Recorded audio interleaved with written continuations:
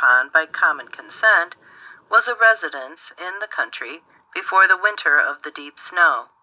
This was in 1830–31, a season of such extraordinary severity that it has formed for half a century a recognized date in the middle counties of Illinois among those to whom in those days diaries and journals were unknown.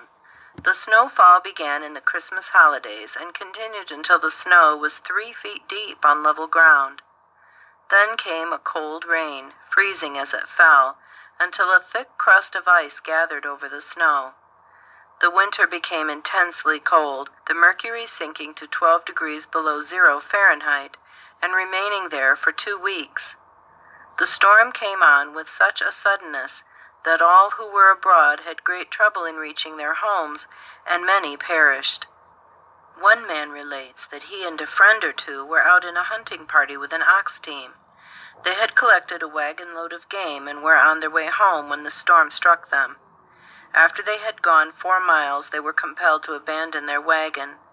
The snow fell in heavy masses, as if thrown from a scoop shovel.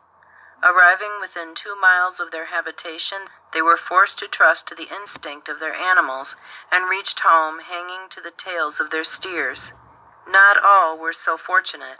Some were found weeks afterwards in the snowdrifts, their flesh gnawed by famished wolves, and the fate of others was unknown until the late spring sunshine revealed their resting places. To those who escaped, the winter was tedious and terrible. It is hard for us to understand the isolation to which such weather condemned the pioneer. For weeks they remained in their cabins, hoping for some mitigation of the frost. When at last they were driven out by the fear of famine, the labor of establishing communications was enormous. They finally made roads by wallowing through the snow, as an Illinois historian expresses it, and going patiently over the same track until the snow was trampled hard and rounded like a turnpike. These roads lasted far into the spring, when the snow had melted from the plains and wound for miles like threads of silver over the rich black loam of the prairies. After that winter, game was never again so plentiful in the state. Much still remained, of course, but it never recovered entirely from the rigors of that season and the stupid enterprise of the pioneer hunters who, when they came out of their snow-beleaguered cabins, began chasing and killing the starved deer by herds. It was easy work. The crust of the snow was strong enough to bear the weight of men and dogs, but the slender hooves of the deer would, after a few bounds, pierce the treacherous surface. The destructive slaughter went on until the game grew too lean to be worth the killing. All sorts of wild animals grew scarce from that winter.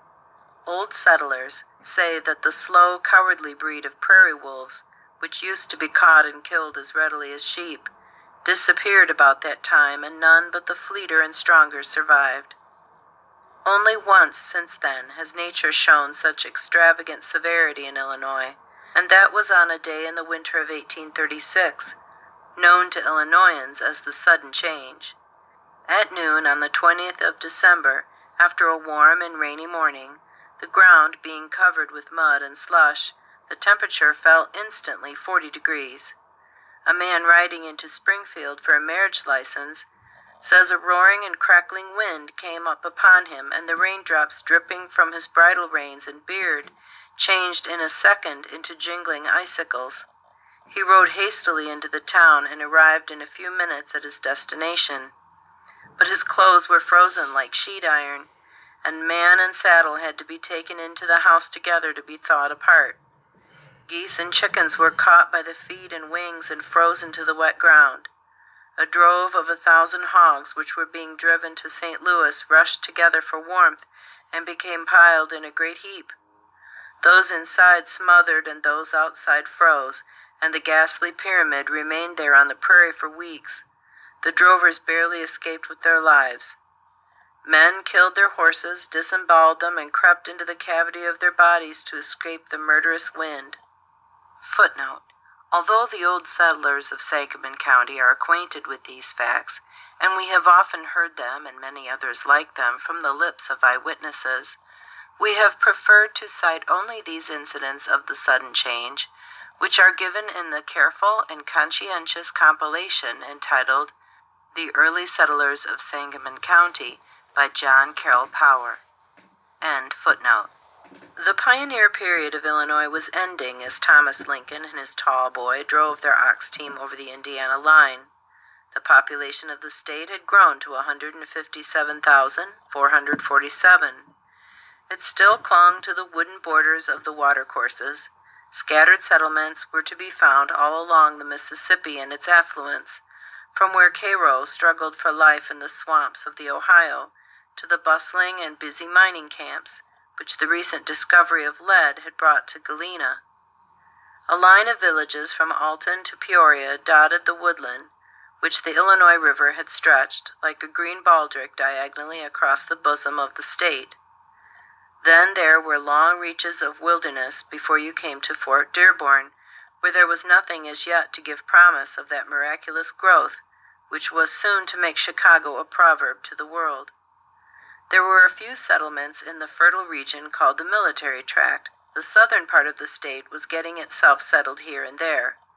People were coming in freely to the Sangamon country, but a grassy solitude stretched from Galena to Chicago, and the upper half of the state was generally a wilderness. The earlier emigrants, principally of the poorer class of southern farmers, shunned the prairies with something of a superstitious dread. They preferred to pass the first years of their occupation in the wasteful and laborious work of clearing a patch of timber for corn, rather than enter upon those rich savannas which were ready to break into fertility at the slightest provocation of culture.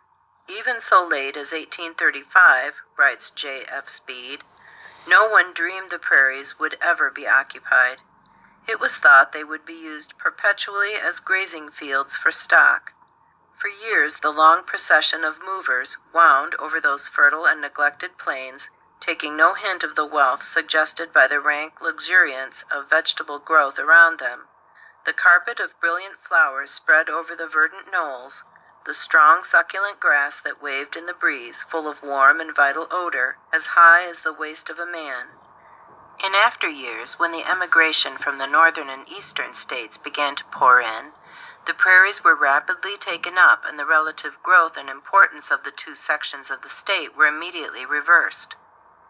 Governor Ford, writing about 1847, attributes this result to the fact that the best class of Southern people were slow to emigrate to a state where they could not take their slaves, while the settlers from the North, not being debarred by the state constitution from bringing their property with them, were of a different class.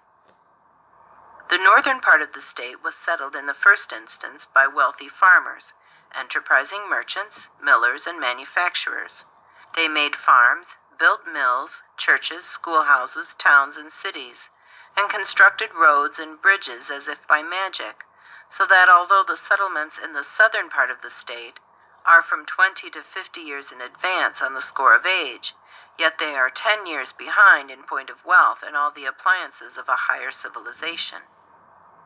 At the time which we are especially considering, however, the few inhabitants of the South and the center were principally from what came afterward to be called the border slave states. They were mostly a simple, neighborly, unambitious people, contented with their condition, living upon plain fare, and knowing not much of anything better. Luxury was, of course, unknown. Even wealth, if it existed, could procure few of the comforts of refined life. There was little or no money in circulation. Exchanges were effected by the most primitive forms of barter, and each family had to rely chiefly upon itself for the means of living. The neighbors would lend a hand in building a cabin for a newcomer. After that he must, in most cases, shift for himself. Many a man, arriving